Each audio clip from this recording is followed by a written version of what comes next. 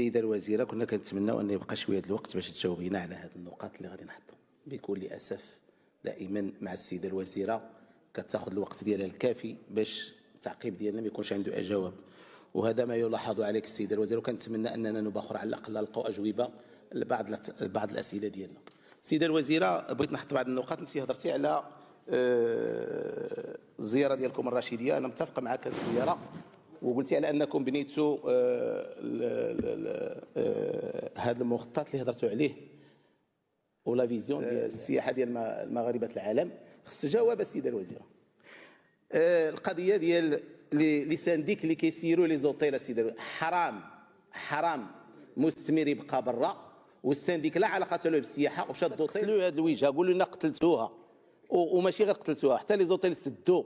وكنتمنى في الزياره ديالكم، حنا عندنا ثقه كامله في السيد رئيس الحكومه، كنتمنى السيده الوزيره ان هذه النقاط